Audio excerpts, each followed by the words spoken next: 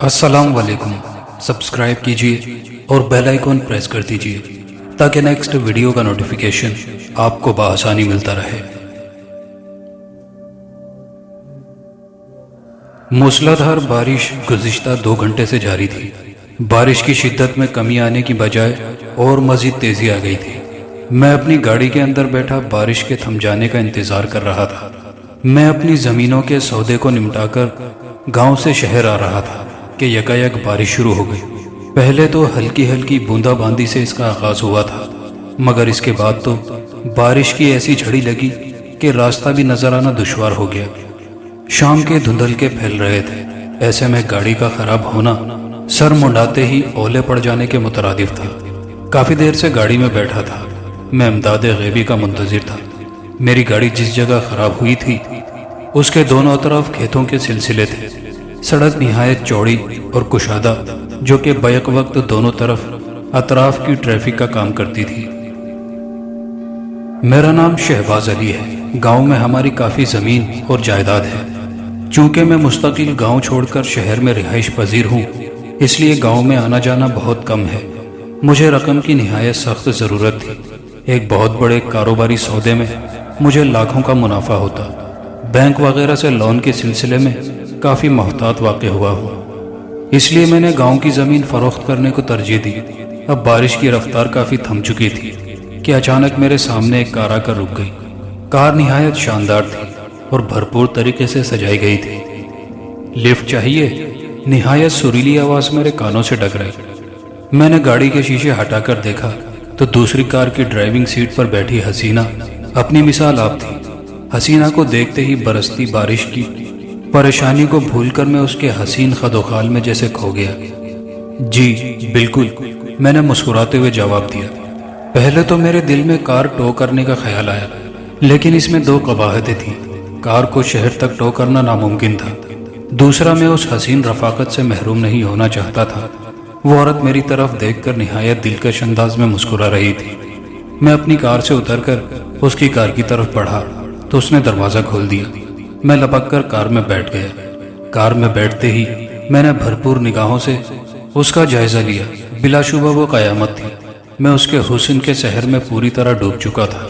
Car चल पड़ी थी। मैं बगौर उसका मुशाहिदा कर रहा था। वो वाकई बहुत दिलकश थी। उसके होंठ, उसकी आंखें, बल्कि वो हुस्न मुजस्सम काबिल तारीफ थी। मगर उसकी आंखों में एक अजीब सी अफसुर्दगी थी जिसने मेरे दिल को ज़ख्मी कर दिया। कहाँ जाएंगे? उसने मुस्कुराकर पूछा। जहाँ आप ले जाएं, बेख्याली में मेरे मुंह से निकल गया और फिर दूसरे लम्हे मुझे अपनी गलती का एहसास हुआ। जी? वो हैरत से मेरी तरफ देख रही थी। वो मेरा मतलब था कि मुझे शहर जाना है ताकि मैं वहाँ से मैकेनिक भेजकर गाड़ी मंगवा लूँ। मैंने गड़बड़ा कर कहा। खूब, आप मोबाइल से फ़ोन करके मैकेनिक बुलवा सकते हैं। वो मुस्कुराई। बिल्कुल बुला सकता था अगर बारिश की वजह से नेटवर्क जाम ना होते। मैंने भी मुस्कुराकर जवाब दिया। खूब, मैं तो शहर नहीं जा रही, आपको बस स्टैंड तक छोड़ सकती हूँ। मैंने कोई जवाब नहीं दिया। बस स्टैंड भी यहाँ से काफ़ी दूर था। बारिश की रफ्तार दोबारा से अपने तेवर दिखा रही थी। सॉरी, मैं आपका नाम पूछना भूल गया। मैंने उसकी तरफ देखकर कहा। ओह, कोई बात नहीं, मुझे नीलम कहते हैं। और आपकी तारीफ? खाकसार का नाम शहबाज अली है। शादी नहीं हुई, अपना बिजनेस है। मैंने आपसे ये तो नहीं पूछा था कि आपकी शादी हुई कि नहीं। वो संजीदगी से बोली। जी, मैं गड़बड़ा गया।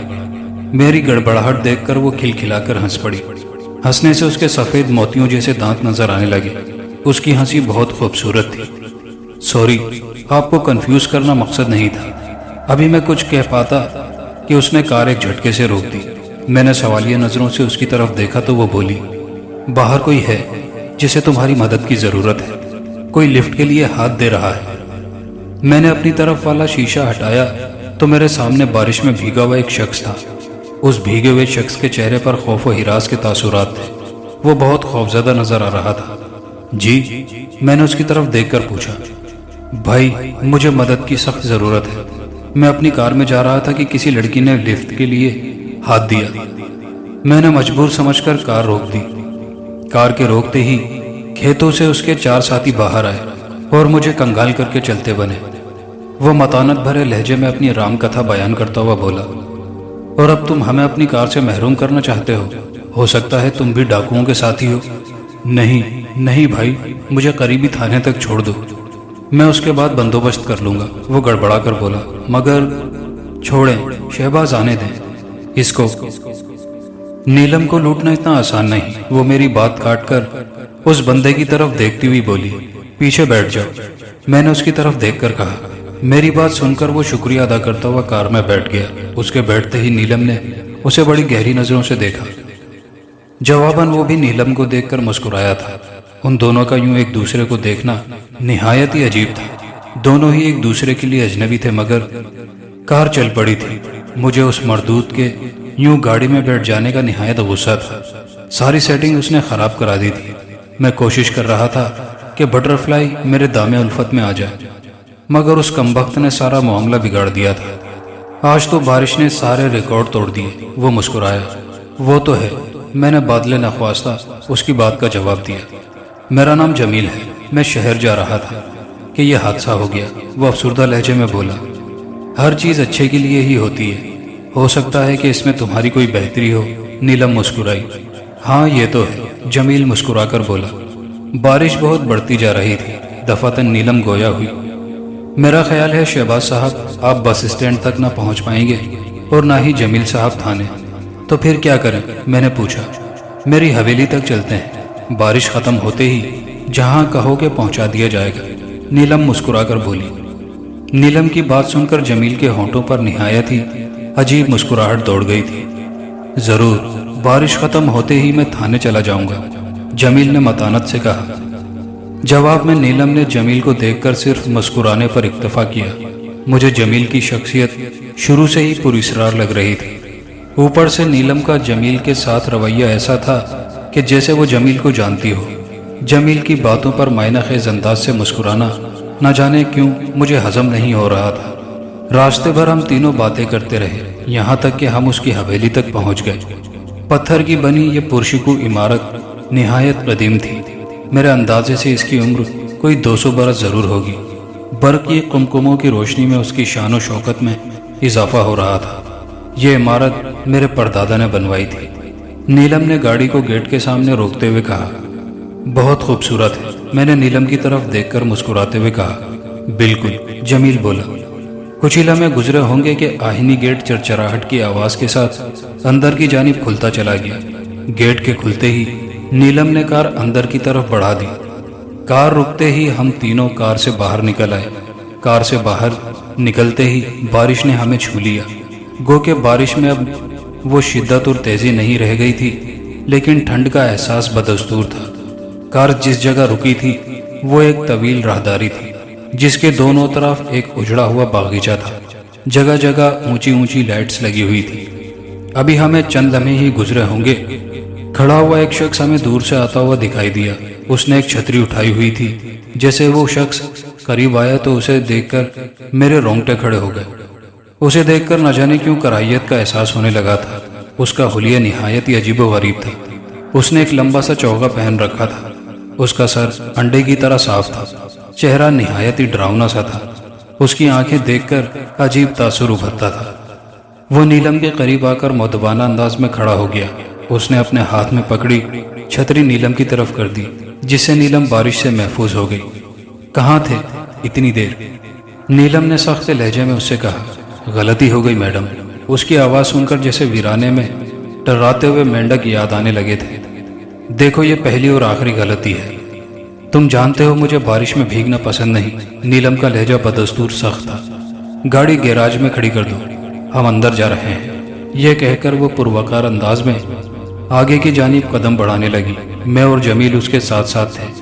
نیلم ہم دونوں کو لے کر طویل راہداری عبور کر کے ایک بڑے لکڑی کے دروازے سے گزر کر اندر داخل ہو گئی۔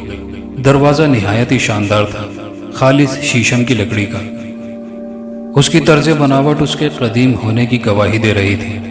دروازے سے اندر داخل ہونے کے بعد ہمیں ہال نظر آیا۔ ہال کی طرز تعمیر تو قدیم تھی، جیسے کہ مغل بادشاہوں کے دربار وغیرہ ہوا کرتے تھے، مگر اسے ڈیکوریٹ جدید طریقے سے کیا گیا تھا۔ وہ ہمیں ہال سے گزار کر ایک نہایت خوبصورت ڈرائنگ روم میں لے آئی، جو کہ بہت خوبصورت تھا۔ آپ لوگ تشریف رکھیں، میں ذرا کپڑے بدل کے آتی ہوں، نیلم مسکرا کر بولی۔ آپ کی یہ عمارت کافی خوبصورت اور پرانی ہے، جمیل مسکرا کر گویا ہوا۔ جی، پردادا کے وقتوں کی ہے، بس ہم نے اسے نئے طریقوں سے ڈیکوریٹ کیا ہے۔ میں ابھی آئی، یہ کہہ کر نیلم روم سے باہر نکل گئی۔ نیلم کے جانے کے بعد چند لمحوں تک خاموشی رہی۔ خاموشی کا سلسلہ اسی ملازم کے آنے سے ٹوٹ گیا جس کا حلیہ نہایت عجیب و غریب تھا۔ وہ چائے کی ٹرالی گھسیٹتا ہوا لا رہا تھا جس میں چائے کے لوازمات تھے۔ جمیل اس کے جانے کے بعد چائے پینے لگا۔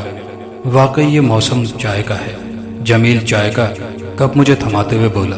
جی بالکل، میں نے مسکرا کر چائے کا کپ اس کے ہاتھ سے لے لیا۔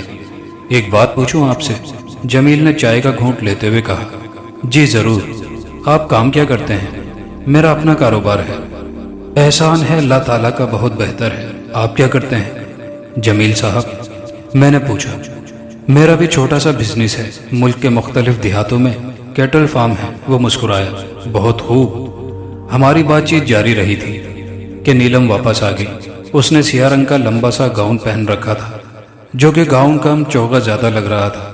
نیلم کو اس لباس میں دیکھ کر جمیل کے ہونٹوں پر پراسرار سی مسکراہٹ دوڑ گئی۔ جواباً نیلم نے بھی اسے آنکھوں سے کچھ اشارہ کیا جو کہ مجھ سے مخفی نہ رہ سکا۔ مجھے نیلم کی شخصیت بھی پراسرار محسوس ہونے لگی تھی۔ میں وہاں سے جانے کے بارے میں سوچ رہا تھا کہ نیلم نے عجیب سا سوال کر دیا۔ کیا آپ دونوں بھوت پریت پر یقین رکھتے ہیں؟ جی نہیں، اس دنیا میں بھوت وغیرہ کچھ نہیں ہوتے، میں نے نیلم کی بات کا مسکرا کر جواب دیا۔ اور آپ کیا کہتے ہیں جمیل صاحب؟ جواب میں جمیل چند لمحے سوچتا رہا، پھر اپنے سر کے بالوں میں ہاتھ پھیرتا ہوا بولا۔ یہ دنیا بہت بڑی ہے، کچھ بھی ہو سکتا ہے بھائی، یہ جدید دور چل رہا ہے، اب کمپیوٹر سے بڑا کوئی بھوت نہیں۔ میں ان کی جہالت پر ماتم کرتا ہوا بولا۔ خوب، تو آپ کو یقین دلانا پڑے گا۔ میں آپ کو ایک ڈراؤنی کہانی سناتا ہوں، پھر آپ نے فیصلہ کرنا ہے کہ سچی ہے یا جھوٹی۔ وہ ہنس کر بولا۔ ضرور، میں نے بولا۔ ویسے اگر مجھے معلوم ہوتا کہ میرے ساتھ نہایت ہی خطرناک کھیل کھیلا جا رہا ہے تو میں وہاں سے بھاگ جاتا، مگر جو ہونا ہوتا ہے وہ تو ہو کر ہی رہتا ہے۔ یہ بہت اچھی بات ہے، جمیل نے کپ بھرتے ہوئے کہا اور اپنی بات شروع کر دی۔ یہ کہانی ایک ایسے انسان کی کہانی ہے جو کہ ایک ایسی قوتوں کے جال میں پھنس گیا جنہیں ہم اندھیرے کی قوتیں کہتے ہیں۔ جمیل ڈرامائی لہجے میں بولا۔ اس کا نام رام پرکاش تھا۔ وہ بہت غریب آدمی تھا، دنیا کی کوئی خوشی اس کی نہ تھی۔ سب اس سے نفرت کرتے تھے کیونکہ وہ غریب تھا، مگر وہ 3 پیس سوٹ کا اچھا کاریگر تھا، یعنی بہترین درزی تھا۔ اس روز گرمی خلاف معمول زیادہ تھی۔ وہ اپنی دکان پر بیٹھا گاہکوں کا انتظار کر رہا تھا، مگر قسمت تو جیسے اس سے روٹ گئی تھی۔ وہ اتنا اچھا درزی ہو کر بھی ناکام تھا۔ سخت گرمی کی شدت کے پیش نظر رام پرکاش کا دل آرام کرنے کا تھا، مگر آرام اس کی قسمت میں نہ تھا۔ دفعتاً اس کی نظر دکان کے دروازے پر پڑی جس سے ایک شخص اندر داخل ہو رہا تھا۔ اس شخص کو دیکھ کر رام پرکاش کا دل تیزی سے دھڑکنے لگا۔ وہ دکان کا مالک تھا اور اپنا کرایہ وصول کرنے آیا تھا۔ وہ بہت سنگ دل اور بے رحم تھا۔ پرنام بھایا، وہ شخص رام پرکاش کو دیکھ کر مسکرا کر بولا۔ جواب میں رام پرکاش نے بھی نہایت ہی انکساری اور عاجزی سے ہاتھ جوڑ کر اس کو جواب دیا، ورنہ اس کی حیرت سے اس کے دل کا اندازہ ہو رہا تھا۔ ماری رقم نکالو بھایا، وہ شخص گھرا کر بولا۔ رام پرکاش پہلے سے ہی پسینے سے شرابور تھا۔ اس جملے نے اس کی کمر توڑ کر رکھ دی۔ سیٹھ، آج تو صرف پہلی تاریخ ہے اور میرے پاس 1 روپیہ نہیں، لوگوں سے کافی رقمیں لینی ہے۔ رام پرکاش عاجزانہ لہجے میں بولا۔ ابے بھایا، تو کیا کروں؟ 3 ماہ سے تم آج کل کر رہے ہو، سیٹھ گھرا کر بولا۔ سیٹھ، ایک موقع اور دے دو، رام پرکاش گھگھیایا۔ یہ بات تو تم پچھلے ماہ بھی بولا تھا، سیٹھ کسی درندے کی طرح دانت پیستے ہوئے بولا۔ رام پرکاش سود خوروں کی عادت اچھی طرح سے جانتا تھا۔ وہ رقم دینے میں گھبراتے نہیں اور لینے میں چھوڑتے نہیں۔ دیکھو بھائی درزی، میرا وقت بہت قیمتی ہے، کرایہ نکالو۔ میں وہی تو عرض کر رہا ہوں سیٹھ جی، 1 روپیہ نہیں، میں اتنے عرصے سے آپ کا کرایہ دار ہوں۔ گزشتہ چند ماہ سے میری حالت ابتر ہے۔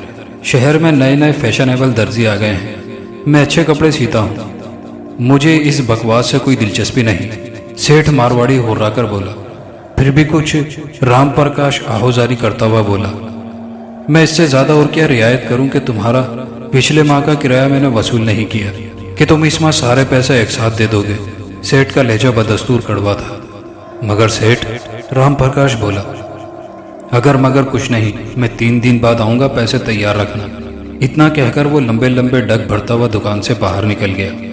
اس کے جانے کے بعد رام پرکاش پر سکتے کی سی کیفیت طاری ہو گئی۔ وہ جانتا تھا کہ 3 دن بعد پیسے نہ دیے تو دکان سے دھکے مار کر باہر کر دے گا اور پولیس کے حوالے کر دے گا۔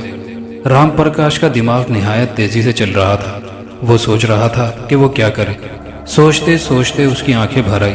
دفعتاً اس کی نظر سلائی مشین پر پڑی۔ اس نے سوچا کہ اگر میں اس مشین کو فروخت کر دوں تو اس مردود کا کرایہ ادا ہو جائے گا، لیکن اس مشین کو فروخت کر دینے کے بعد اسے روڈ پر آنا پسند نہیں تھا۔ وہ سخت مضطرب اور پریشان نظر آنے لگا تھا۔ کچھ ہی لمحے گزرے ہوں گے کہ اسے دکان کے اندر کوئی آتا ہوا دکھائی دیا۔ آنے والے کو دیکھ کر اس کے چہرے پر خوشی دوڑ گئی۔ غالباً وہ گاہک تھا۔ اسے ایسا لگا کہ گاہک کی صورت میں تھوڑی پریشانی کم ہو گئی۔ پورا تو نہیں، تھوڑا بہت کرایہ تو نکل ہی آئے گا۔ اسے ایسا لگ رہا تھا گاہک کی صورت میں اوتار دھرتی پر اتر آیا ہے۔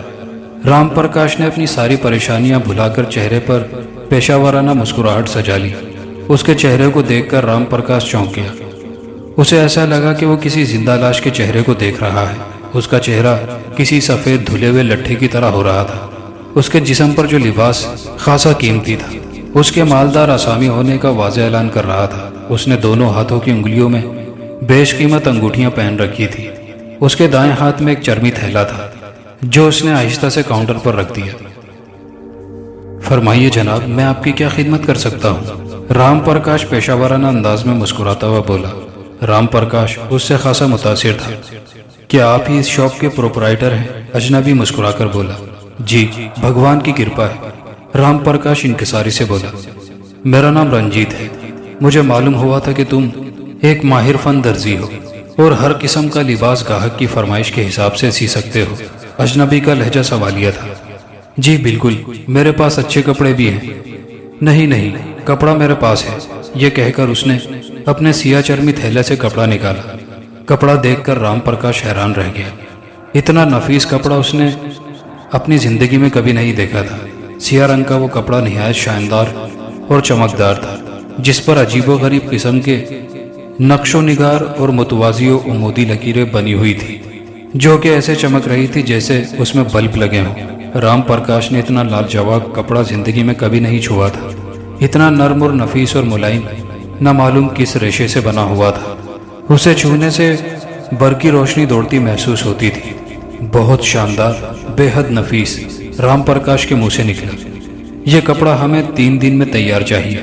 نہایت ہی سریلی آواز اس کے کانوں سے ٹکرائی۔ رام پرکاش نے سر اٹھا کر دیکھا تو اسے رنجیت کے بالکل برابر ایک نہایت ہی خوبصورت اور حسین ترین لڑکی کھڑی دکھائی دی۔ او بیٹی، تم یہاں کیوں آ گئی؟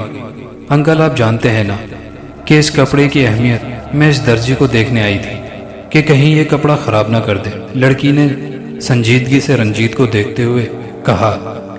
لڑکی کے اس جملے پر رام پرکاش کو غصہ تو بہت آیا، مگر پھر بھی اپنے حالات کے پیش نظر مسکراتا ہوا بولا، آپ بے فکر ہو جائیں، کپڑا خراب نہیں ہوگا۔ میں بھی یہی چاہتا ہوں کہ کپڑا خراب نہ ہو، کیونکہ یہ بہت مہنگا ہے، رنجیت نے سنجیدگی سے کہا۔ میں سمجھتا ہوں جناب، خوب سمجھتا ہوں۔ رام پرکاش کے صبر کا پیمانہ چھلک گیا۔ آپ براہ کرم اپنا کوٹ اتار دیں تاکہ میں آپ کا ناپ لے سکوں۔ ان کا سوٹ نہیں سلوانا، بلکہ ان کے بیٹے کا سوٹ سلوانا ہے، لڑکی برہمی سے بولی۔ جی میڈم، مگر وہ کب تک آ سکیں گے؟ رام پرکاش نے انکساری دکھائی۔ وہ اپنا ناپ دینے کے لیے نہیں آ سکے گا، تمہیں محض اندازے سے سینا ہوگا، رنجیت بدستور سنجیدگی سے بولا۔ رام پرکاش کی حیرت کی انتہا نہ رہی۔ اس کا منہ کھلے کا کھلا رہ گیا۔ بغیر ناپ کے کوئی بھی درزی سوٹ نہیں سی سکتا، اور آپ کے مطابق کپڑا بے حد قیمتی ہے۔ یہ مسئلہ ہم حل کر چکے ہیں، لڑکی مسکرا کر بولی۔ رام پرکاش کو لڑکی کے مسکرانے پر حیرت ہوئی، کیونکہ اس کا لہجہ کافی دیر سے توہین آمیز تھا۔ رنجیت نے کوٹ کی جیب سے ایک تہہ کیا ہوا کاغذ نکال لیا اور تہہ کھول کر کاغذ کو میز پر پھیلا دیا۔ اس کاغذ پر میرے بیٹے کا ناپ ہے۔ رام پرکاش نے غور سے کاغذ کو دیکھا، جس پر عجیب و غریب قسم کی شکلیں، زاویے، مثلث، نامعلوم زبان کے بے شمار حروف درج تھے۔ یاد رکھو مسٹر درزی، سارا کپڑا تم کو ہاتھ سے سینا ہے، بٹنوں سمیت کہیں بھی مشین کا استعمال نہیں ہونا چاہیے، لڑکی نے کہا۔ مگر جناب ہاتھ کی سلائی تو مہنگی ہوتی ہے۔ ٹھیک ہے میں جانتا ہوں، مگر ہاتھ سے ہی سلوانا ہے۔ رنجیت کا لہجہ اس بار سخت ہو گیا۔ ٹھیک جناب، مگر سلائی زیادہ ہوگی، 10,000 مناسب رہیں گے، رنجیت کے بجائے لڑکی بولی۔ رام پرکاش غش کھاتے کھاتے بچا، بھلا 10,000 جیسی خطیر رقم کوئی کسی درزی کو دیتا ہے کیا؟ رام پرکاش کا منہ کھلے کا کھلا رہ گیا تھا۔ رقم بہت مناسب ہے، بلکہ تمہاری توقعات سے زیادہ ہے، رنجیت مسکرایا۔ میں آپ کا مشکور ہوں جناب، رام پرکاش بھرائی ہوئی آواز میں بولا۔ بس تو پھر طے ہوا۔ ایک اور بات، میرے بیٹے کا سوٹ خاص قسم کے اصولوں کے تحت تیار ہونا چاہیے۔ یہ نقشے، یہ زاویے علم فلکیات کی طرف اشارہ کرتے ہیں۔ اس کاغذ پر علم فلکیات کے حساب سے ناپ بنایا گیا ہے۔ میں چاہتا ہوں میرے بیٹے کی زندگی پر کوئی برا سایہ نہ پڑے۔ جی میں سمجھ گیا، رام پرکاش احمقوں کی طرح سر ہلاتے ہوئے بولا، حالانکہ اس کے پلے کچھ بھی نہ پڑا تھا۔ اور ہاں، سوٹ کی سلائی رات میں شروع کرنا اور ٹھیک تیسرے دن رات کے 12 بجے مکمل کرنا، صبح کو ہرگز کام نہ کرنا۔ یہ مجھے سمجھ نہیں ہے، رام پرکاش نے کہا۔ یہ سمجھنا تمہارے فرائض میں ہے، سمجھے؟ اتنا کہہ کر وہ دونوں دکان سے باہر نکل گئے۔ جمیل کی کہانی نہایت ہی دلچسپ تھی۔ میں منہ کھولے حیرت سے اس کی داستان کو سن رہا تھا۔ داستان سناتے سناتے ایک موقع پر رک گیا تھا۔ شاید اس کا ارادہ تجسس پیدا کرنے کا تھا۔ داستان سنانے کے دوران اس کے چہرے کا اتار چڑھاؤ نہایت ڈرامائی تھا۔ آگے کیا ہوا؟ میں نے مضطربات لہجے میں کہا۔ واقعی اس بارے میں تو سوچا ہی نہیں تھا۔ میں نے نیلم کی طرف دیکھا۔ ضرور، میں ابھی کھانا لگواتی ہوں، وہ مسکراتی ہوئی بولی اور باہر نکل گئی۔ اس کے جانے کے کچھ لمحوں کے بعد وہی استقوانی بوڑھا جو ہمیں گیٹ پر ملا تھا کمرے میں داخل ہوا اور چائے کے برتن سمیٹنے لگا۔ جتنی دیر میں وہ برتن سمیٹتا رہا اور مجھے ہی دیکھتا رہا، جیسے کہہ رہا ہو بھاگ جاؤ بھاگ جاؤ۔ اس کی آنکھوں میں جیسے التجا تھی۔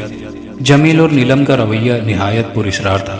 مجھے ایسا محسوس ہو رہا تھا جیسے کہ نیلم اور جمیل ایک دوسرے کے لیے اجنبی نہیں ہو سکتے۔ کاش اس بات کا اندازہ مجھے پہلے ہو جاتا، میں بہت ہولناک قسم کی آفتوں سے بچ جاتا۔ کھانا میں اس پر لگ چکا تھا۔ کھانا کافی مزیدار تھا۔ کھانا کھا کر جمیل نے اپنی کہانی دوبارہ شروع کر دی۔ رام پرکاش نے وہ کاغذ پلٹ کر دیکھا تو اس کی پشت پر کچھ ہدایت درج تھی، اور ہدایت کے ساتھ ساتھ اس پر پتہ بھی درج تھا جہاں وہ سوٹ پہنچانا تھا۔ ہدایت نہایت عجیب و غریب تھی۔ رام پرکاش بہت خوش تھا کیونکہ 10,000 کی رقم بہت بڑی تھی۔ ہدایت کے مطابق اسے صبح 5 بجے تک کام کرنا تھا۔ اس کی بیوی اپنے میکے گئی ہوئی تھی، چنانچہ اسے رات میں کام کرنے میں کوئی دشواری نہ تھی۔ ہدایت کے مطابق اس نے رات میں کام کرنا شروع کر دیا۔ صبح کے 5 بجتے ہی کام روک دیا۔ دوسرے دن بھی رام پرکاش رات بھر کام کرتا رہا اور صبح ہوتے ہی کام روک دیا۔ تھوڑی سی سلائی باقی رہ گئی تھی۔ اس دن کے کام کے 5 بجے ہی کام روکنے کے باوجود بھی اس نے سوچا کہ اس کو پورا کر کے ہی اٹھتا ہوں۔ جیسے ہی اس نے پہلا ٹانکا لگایا، نہ جانے سوئی اس کی انگلی میں چپ گئی۔ رام پرکاش حیران رہ گیا۔ وہ کوئی طفل مکتب تو تھا نہیں کہ سوئی اس کی انگلی میں چپ جاتی۔ وہ تو کہنا مشق درزی تھا، ہو سکتا ہے کہ غلطی سے سوئی چپ گئی ہو۔ اس نے سوچا کہ تھوڑی ہی سلائی رہ گئی ہے، صبح کے 5:01 ہوئے تھے۔ اس نے دوسری بار ٹانکا لگانے کی کوشش کی، مگر اس بار سوئی اس قدرے زور سے چبھی کہ خون نکل آیا۔ اس نے گھبرا کر سلائی چھوڑ دی۔ نہ جانے کیوں اسے رنجیت، وہ لڑکی اور سوٹ کچھ عجیب سے لگ رہے تھے۔ اسے کچھ یقین ہو گیا تھا کہ وہ رات میں ہی کام کر سکتا ہے۔ 3 راتوں کی انتھک محنت کے بعد آخرکار سوٹ تیار ہو ہی گیا۔ جس رات سوٹ تیار ہوا وہ تیسری رات تھی۔ صبح کے 4 بجے تھے۔ اس کی آنکھیں نیند سے بوجھل ہو رہی تھی، مگر سوٹ تو پہنچانا ہی تھا۔ سوٹ کو آخری نظر دیکھنے کے بعد جہاں جہاں سے تراش خراش کی ضرورت تھی وہ دیکھنے کے بعد اس نے اپنے آپ کو آئینے میں دیکھا تو وہ بھونچکا رہ گیا۔ یہ وہ چہرہ ہرگز نہ تھا۔ اندر کو دھسی بے جان اور بے نور آنکھیں، پچکے ہوئے گال اور گالوں کی ہڈیاں ابری ہوئی۔ وہ ایسا تو پہلے نہ تھا۔ بکھرے اور بے ہنگم بال۔ وہ زیادہ دیر تک آئینہ نہ دیکھ سکا۔ اس نے گھبرا کر منہ پھیر لیا۔ اس نے سلے ہوئے سوٹ کو تھیلے میں ڈالا۔ اسے یوں لگا جیسے بہت ہی غلیظ چیز تھیلے میں ڈال رہا ہے۔ سوٹ لے کر وہ گھر سے باہر نکل آیا۔ صبح کے 4:30 بجے کا وقت تھا۔ گھر سے تھوڑی ہی دور ایک ٹیکسی مل گئی۔ ٹیکسی والے کو ایڈریس بتا کر وہ ٹیکسی میں بے دم ہو گیا۔ ٹھنڈی ہوا کے جھونکے اسے خواب خرگوش میں لے گئے۔ نہ جانے وہ کب تک سویا ہوگا، مگر ٹیکسی ڈرائیور کے جھنجھوڑنے پر بیدار ہوا تھا۔ ٹیکسی سے اتر کر رام پرکاش نے اپنے گرد و پیش کا جائزہ لیا۔ دور دور تک کوئی زیرو دکھائی نہ دیا۔ شہر کے اس حصے میں کبھی نہ آیا تھا۔ چاروں طرف کوڑے کے ڈھیر اور غلاظت کا انبار لگا تھا۔ ادھر ادھر دیکھتے ہوئے کچھ ہی لمحے گزرے ہوں گے کہ اسے کانوں میں صدائے فجر سنائی دینے لگی۔ اذان سنتے ہی اسے اندازہ ہو گیا کہ آبادی کا راستہ کہاں سے شروع ہوگا۔ سڑک پر غیر معمولی کوہر تھی۔ چونکہ سردیوں کا آغاز تھا، سڑک کے دونوں طرف مکانوں کی دو طرفہ قطاریں تھیں۔ جلدی اسے مطلوبہ مکان نظر آ گیا، جس پر بڑے بڑے حروفوں میں رنجیت ہاؤس لکھا تھا۔ رام پرکاش جلدی سے سیڑھیاں چڑھ کر دروازے کے نزدیک پہنچ گیا اور برقی گھنٹی پر انگلی رکھ دی۔ 2 سے 3 منٹ تک گھنٹی بجانے کے بعد بھی کوئی نہ آیا۔ رام پرکاش مایوس ہو کر جانے کا ارادہ ہی کر رہا تھا کہ اسے کسی کے قدموں کی آہٹ سنائی دی۔ دروازہ کھل گیا۔ آنے والا کوئی اور نہیں بلکہ رنجیت تھا۔ رنجیت نے شب خوابی کا لباس پہن رکھا تھا۔ اس کی آنکھیں خمار آلود تھی۔ صاف معلوم ہو رہا تھا کہ وہ سوتے سے اٹھ کر آیا ہے۔ رنجیت کی نگاہ جیسے ہی رام پرکاش پر پڑی تو وہ خوش ہو کر بولا، اوہ مسٹر درزی، یہ تم ہو؟ جی ہاں، کام پورا ہوتے ہی حکم کے مطابق حاضر ہوں۔ رام پرکاش ہانپتے ہوئے بولا، بہت خوب، تم اپنے وعدے کے پورے نکلے۔ رنجیت خوش ہوتا ہوا بولا۔ رنجیت کے اشارے پر رام پرکاش زینہ چڑھ کر اوپر آ گیا۔ رام پرکاش ایک تنگ لمبی سی ڈیوڑی میں داخل ہوا۔ مکان کے اندر گرد و غبار کی ناگوار بو پھیلی ہوئی تھی۔ جا بجا مکڑیوں نے جال بنا رکھے تھے۔ رام پرکاش کے لیے یہ بات انتہائی تعجب خیز تھی۔ اتنا مالدار انسان ایسی گندی جگہ پر کیوں رہتا ہے؟ میرے پیچھے چلے آؤ، رنجیت اونچی آواز میں بولا۔ وہ ایک تاریک حال سے گزر کر ایک چھوٹے سے تنگ کمرے میں پہنچ گئے۔ یہاں کمرے کے وسط میں ایک بھاری میز اور ایک پرانی سی کرسی کے سوا کچھ نہ تھا۔ دیواریں کسی بیوہ کی طرح اداس اور مدتوں سے روغن کی منتظر تھی۔ کمرے میں نیم اندھیرا تھا۔ دیواروں اور چھت پر مکڑیوں کے جال بنے ہوئے تھے اور مکڑیوں کے کئی خاندان اس میں ہنسی خوشی زندگی بسر کر رہے تھے۔ کمرے کی دائیں دیوار کی طرف ایک بڑی لکڑی کی الماری تھی، جس میں اوپر سے نیچے تک کتابیں رکھی ہوئی تھی، جو کہ گرد آلود اور مکڑیوں کے جال سے اٹی پڑی تھی۔ رام پرکاش کو کمرے میں نہایت گھٹن اور کراہیت محسوس ہو رہی تھی۔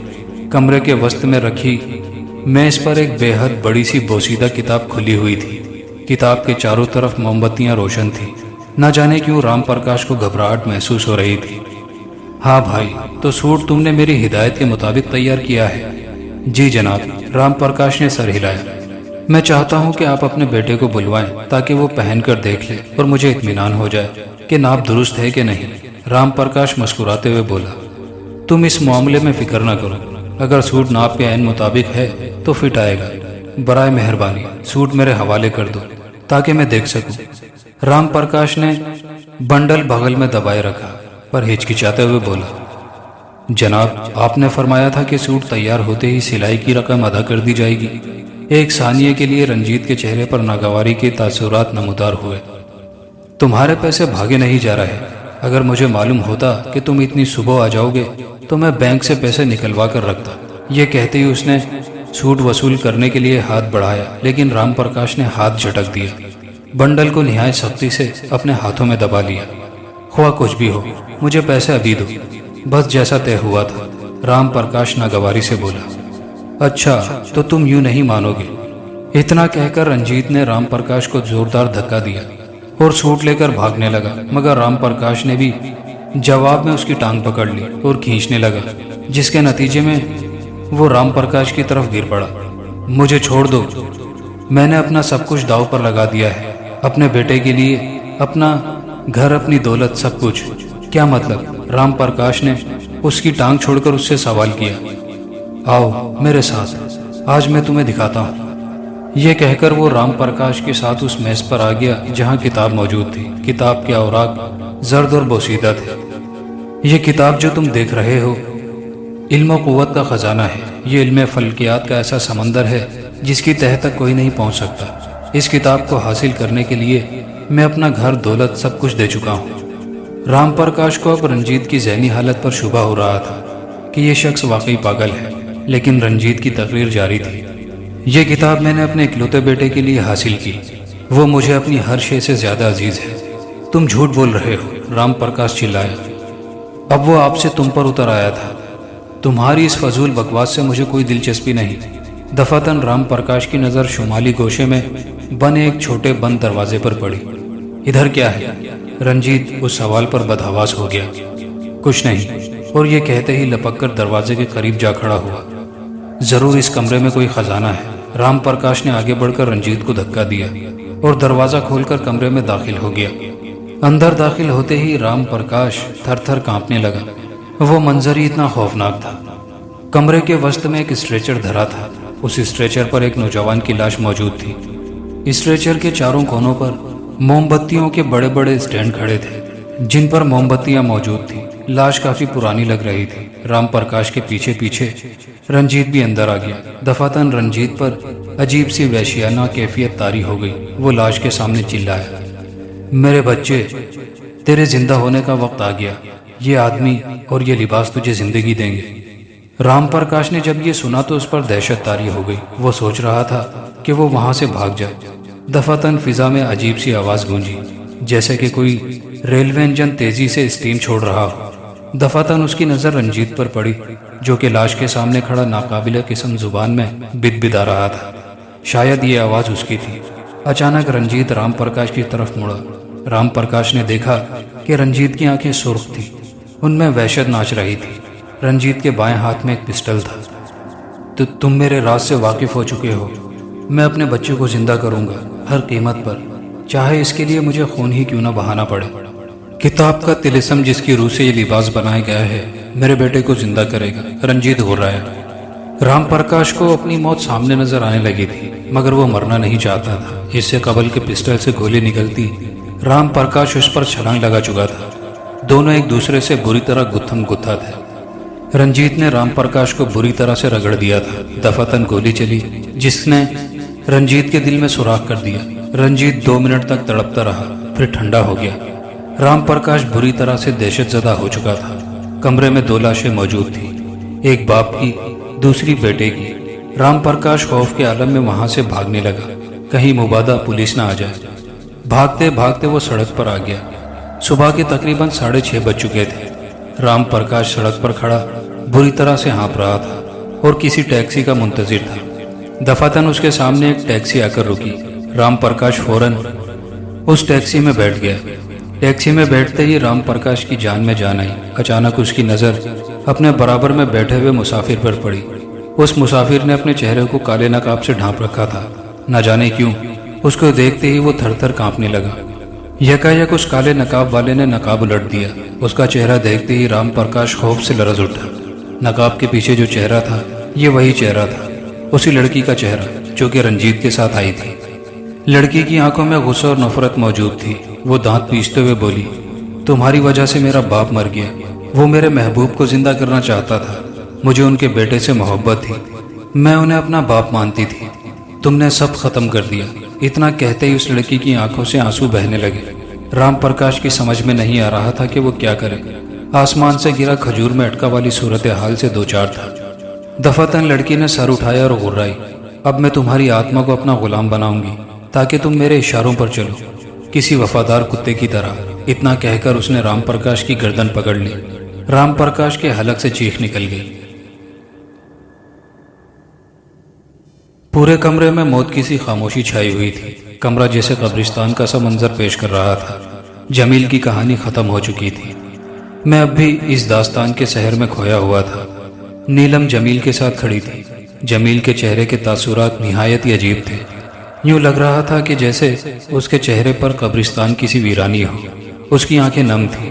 نیلم آہستہ آہستہ چلتی ہوئی میرے بالکل پیچھے آ کھڑی ہو گئی۔ کہو دوست، کیسی لگی کہانی؟ اب تم خود فیصلہ کرو، جھوٹ ہے یا سچ؟ جمیل مسکرایا۔ شاندار، بہت شاندار، اس پر کوئی اچھی فلم ضرور بن سکتی ہے۔ تو اس کا مطلب یہ ہوا کہ آپ کو یقین نہیں آیا؟ جمیل سنجیدگی سے بولا۔ بالکل نہیں۔ جس دنیا میں کلوننگ جیسی ٹیکنالوجی آ سکتی ہے وہ دنیا 2000 سال پرانی باتیں کیسے مان سکتی ہے؟ میں نے شانے اچکائے۔ میری اور جمیل کی گفتگو کے دوران نیلم بالکل خاموش کھڑی تھی۔ آپ کو ایسا نہیں لگتا کہ یہ کہانی تشنہ ہے؟ ابھی اس میں کچھ باقی ہے؟ میرے پیچھے کھڑی نیلم بولی۔ پتہ نہیں یار، ان فضولیات سے مجھے کوئی دلچسپی نہیں، اب میں جانا چاہتا ہوں، میں نے اٹھتے ہوئے کہا۔ بیٹھ جاؤ کرسی پر، نیلم نے مجھے شانے سے پکڑ کر جھٹکا دیتے ہوئے کہا۔ نیلم کا جھٹکا جاندار تھا، میں کرسی پر گر پڑا۔ میں نیلم کو کوئی سخت جواب دینا ہی چاہتا تھا کہ اچانک میری نظر جمیل پر پڑی، جس سے میری آنکھیں حیرت سے کھلی کی کھلی رہ گئی۔ اس سال خوردہ بوڑھے کی آنکھوں کا اشارہ اب مجھے سمجھ آیا تھا۔ جمیل کا جسم تیزی سے دھوئیں میں تبدیل ہو رہا تھا۔ دفعتاً مجھے اپنی گردن پر نیلم کی انگلیاں سخت ہوتی محسوس ہوئی، پھر گردن پر ہاتھوں کا دباؤ بڑھتا چلا گیا۔ میں نے اٹھنے کی کوشش کی مگر جسم نے میرا ساتھ نہ دیا اور میں بے ہوش ہو کر وہیں ڈھلک گیا۔ آنکھ کھلی تو میں نے خود کو اسٹریچر پر بندھا پایا۔ پورے کمرے میں انتہائی ٹھنڈ تھی، جیسے کہ بہت سارے اے سی ایک ساتھ چلا دیے گئے ہوں۔ کمرہ نیم اندھیرا تھا، جس سے مجھے اندازہ کرنا دشوار تھا کہ میں کس طرح کے کمرے میں ہوں۔ میرا جسم اسٹریچر سے بندھا ہوا تھا۔ میں گردن گھما کر دیکھ سکتا تھا کہ میرے ساتھ ایک شیشے کا تابوت اسٹریچر پر دھرا تھا، جس میں ایک لاش موجود تھی۔ غالباً وہ کسی نوجوان کی تھی۔ تابوت کے اندر بہت سی برف موجود تھی۔ کمرے میں نہایت عجیب سی بو پھیلی ہوئی تھی، جس سے مجھے اپنا سر پھٹتا ہوا محسوس ہو رہا تھا۔ دفعتاً مجھے کسی کے قدموں کی آہٹ سنائی دی۔ آہٹ ایک سے زیادہ قدموں کی تھی۔ نووارد کوئی اور نہیں، نیلم تھی۔ اس کے ساتھ مجھے وہی سال خوردہ بوڑھا نظر آیا۔ نیلم اور اس بوڑھے نے کالا لبادہ زیبدان کیا ہوا تھا۔ ان دونوں کی آنکھوں میں متضاد کیفیتیں تھیں۔ نیلم کی آنکھوں میں تضحیک کا احساس نمایاں تھا، جبکہ سال خوردہ بوڑھے کی آنکھوں میں رحم کا جذبہ موجود تھا۔ سال خوردہ بوڑھا مجھے ایسے دیکھ رہا تھا جیسے کہہ رہا ہو، میں نے کہا تھا نا کہ بھاگ جاؤ۔ اچانک نیلم میری طرف دیکھ کر مسکرائی۔ آج تمہاری وجہ سے میرا مقصد پورا ہو جائے گا۔ کیسا مقصد؟ یوں اسٹریچر سے بندھے ہوئے میرے جسم میں درد ہو گیا تھا۔ میرے سوال پر وہ مسکرائی اور لاش کی طرف اشارہ کر کے کہنے لگی، یہ میرا شوہر ہے، اسے کینسر سے موت ملی۔ تب میں نے اور اس کے باپ نے قسم کھائی، اسے زندہ کر دیں گے۔ اگر رام پرکاش، جسے تم جمیل کی صورت میں جانتے ہو، دھوکہ دہی نہ کرتا تو وہ زندہ ہو جاتا۔ تو وہ مبارک سائد گزر گئی، لباس بیکار ہو گیا۔ رام پرکاش کی روح کو میں نے قید کر لیا۔ اتنا کہہ کر اس نے تالی بجائی تو پورا کمرہ روشن ہو گیا۔ کمرے میں جا بجا شیشے کے تابوت دیواروں سے لگے کھڑے تھے۔ ہر تابوت میں ایک ایک انسانی ڈھانچہ کھڑا تھا۔ یہ سارے میرے شکار ہیں۔ آج اتنے سالوں کی محنت کے بعد تم وہ انسان مل گئے ہو جس کے خون سے میں اپنے شوہر کو زندہ کروں گی۔ اتنا کہہ کر وہ ہنسنے لگی۔ ان سب کی روحیں میرے قابو میں ہیں۔ ان کا خون میرے شوہر کے کام آیا اور روحیں میرے کام آئی۔ آج آخری قربانی کے بعد وہ زندہ ہو جائے گا۔ میں کانپ کر رہ گیا۔ یہ عورت جس نے اپنی ایک محبت حاصل کرنے کے لیے ہزاروں لوگوں کا خون بہایا، مجھے اس سے انتہائی شدید قسم کی نفرت ہونے لگی تھی، لیکن یہ نفرت میری جان تو نہیں بچا سکتی تھی۔ اس نے اپنے کالے لبادے سے ایک لمبا سا خنجر نکال لیا اور آہستہ آہستہ میری جانب بڑھنے لگی تو خوف سے میری سانسیں منجمد ہونے لگی۔ وہ آہستہ آہستہ میرے نزدیک آنے لگی۔ میں نے اپنے آپ کو ہلانے جلانے کی کوشش کی، بھرپور کوشش کی، مگر کامیاب نہ ہو سکا۔ اسٹریچر پر کسا ہوا شکنجہ بہت مضبوط تھا۔ اس نے میرے نزدیک آ کر بجلی کی سی تیزی سے میرے داہنے بازو پر خنجر سے گہرا شگاف لگا دیا۔ خون بھل بھل کر میرے بازو سے نکلنے لگا۔ یہ خون اپنے آپ ایک ٹب میں جمع ہوتا جائے گا جو کہ اسٹریچر کے بالکل نیچے ہے۔ جب تمہارا پورا خون نکل جائے گا تو تم نقاہت سے مر جاؤ گے اور پھر وہ خون میرے شوہر کو زندگی دے گا، وہ سرد لہجے میں بولی اور اس بوڑھے کے ساتھ کمرے سے باہر نکل گئی۔ کمرے میں اندھیرا چھا چکا تھا۔ خون بڑی تیزی سے اسٹریچر کو رنگین کرتا ٹب میں گر رہا تھا۔ چند گھنٹوں کے بعد میری موت واقع ہو جاتی۔ میں نے اللہ تعالیٰ سے اپنے گناہوں کی معافی طلب کی۔ میری آنکھوں کے سامنے اندھیرا سا چھانے لگا تھا۔ مجھے ایک ایک کر کے وہ تمام چہرے یاد آنے لگے جن سے مجھے محبت رہی۔ سب سے پہلا چہرہ میری ماں کا تھا۔ ان کی آنکھوں میں آنسو تھے جو کہہ رہی تھی، بیٹا تو نے کبھی ہمارا کہا نہیں مت سنا۔ میں آگے بڑھ کر ان آنسوؤں کو پہنچنا چاہتا تھا مگر نہ پہنچ سکا۔ جانے پہچانے چہرے سامنے آنے لگے، آنسوؤں کی جھڑی لگتی گئی، پھر ہر احساس فنا ہونے لگا۔ مجھے یقین تھا کہ میری موت میں زیادہ فاصلہ نہیں، نہ جانے کتنی دیر گزری ہوگی کہ مجھے کسی کے قدموں کی آہٹ سنائی دی۔ وہ آہٹ میرے قریب آ کر رک گئی، پھر مجھے اسٹریچر کی بندش ڈھیلی ہونے کا احساس ہوا۔ یہاں سے بھاگ جاؤ، میرے پاس زیادہ وقت نہیں، اور یہ پستول پکڑو، اور اگر وہ راستے میں نظر آئے تو اس کے دل پر وار کرنا۔ میں نے آواز پہچاننے میں دیر نہ کی، یہ اسی سال خوردہ بوڑھے کی آواز تھی۔ خوشی سے میرا جسم کانپنے لگا تھا، مجھ پر شادی مرگ کسی کیفیت طاری ہو گئی۔ میں جیسے اسٹریچر سے اترا اسی لمحے ہال کی ساری لائٹیں آن ہو گئی۔ اس کی آنکھوں میں جیسے شرارے پھوٹ رہے تھے، وہ نہایت غصے سے اپنے ملازم کی طرف دیکھ رہی تھی۔ فائر کرو، سال خوردہ بوڑھا چلا کر بولا۔ میں نے فائر کرنے کے لیے پسٹل اٹھائی ہی تھی کہ نیلم کے ہونٹوں پر تضحیک آمیز مسکراہٹ ابھری۔ اسی لمحے شیشے کے تابوت ٹوٹنے لگے، سارے ڈھانچے ایک ایک کر کے باہر آنے لگے۔ منظر انتہائی خوفناک تھا۔ سال خوردہ بوڑھا تو وہیں اسٹریچر پر کانپنے لگا تھا، لیکن میں نے ہمت نہ ہاری۔